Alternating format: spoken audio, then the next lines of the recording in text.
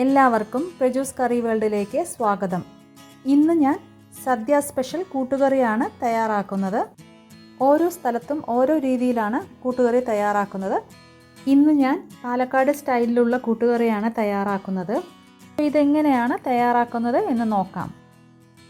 ഇത് 1/2 കപ്പ് കടലപ്പരിപ്പ് നല്ലതുപോലെ കഴുകിയെടുത്തതിന് ശേഷം 1 മണിക്കൂർ മുൻപ് കുതിർത്തതാണ്.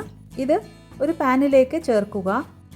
അതോടൊപ്പം 1 കപ്പ് ചേന ചെറിയ ക്യൂബ്സായി അരിഞ്ഞത്, 1 കപ്പ് വെള്ളം ചേർത്ത് ഇളക്കി കൊടുത്തതിനു ശേഷം അടച്ചു വെച്ച് വേവിക്കുക. ചേന വേവാൻ കൂടുതൽ സമയം ആവശ്യമായതിനാൽ ഇത് ഹാഫ് കുക്ക് ആകുന്നത് വരെ ബോയിൽ ചെയ്ത ശേഷം കുമ്പളങ്ങ ഇതിലേക്ക് ചേർക്കാം.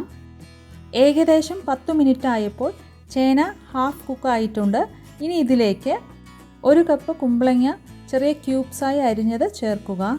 ഇതിലേക്ക് 1/4 ടീസ്പൂൺ മഞ്ഞൾപ്പൊടി, 1 ടീസ്പൂൺ മുളക് പൊടി, 1/4 ടീസ്പൂൺ ഉപ്പ് എന്നിവ ചേർത്ത് ഇളക്കി കൊടുത്ത ശേഷം വീണ്ടും 5 മിനിറ്റ് നേരത്തേക്ക് അടച്ചു വെച്ച് വേവിക്കുക. ഈ സമയം നമുക്ക് അരപ്പ് റെഡിയാക്കാം. അതിനായി ഒരു മിക്സിയുടെ ജാറിലേക്ക് 1/2 കപ്പ് തേങ്ങ, 1/2 ടീസ്പൂൺ കുരുമുളക്, 1/2 ടീസ്പൂൺ ജീരകം എന്നിവ ചേർത്ത് ഇത് ക്രഷ് ചെയ്തെടുക്കുക. ഇത് ഫൈൻ പേസ്റ്റായി അരച്ചെടുക്കരുത്, തരിയോടുകൂടെ വേണം അരച്ചെടുക്കാൻ. 5 മിനിറ്റ് ആയപ്പോൾ വെജിറ്റബിൾസ് നല്ലതുപോലെ കുക്കായിട്ടുണ്ട്. ഇനി ഇതിലേക്ക് ക്രഷ് ചെയ്തെടുത്ത അരപ്പ് ചേർക്കുക. പിന്നീട് ഇത് നല്ലതുപോലെ ഇളക്കി യോജിപ്പിച്ചതിനു ശേഷം അടച്ചു വെച്ച് 1 മിനിറ്റ് നേരത്തേക്ക് വേവിക്കുക. 1 മിനിറ്റ് ആയപ്പോൾ വെജിറ്റബിൾസ് നല്ലതുപോലെ കുക്കായിട്ടുണ്ട്.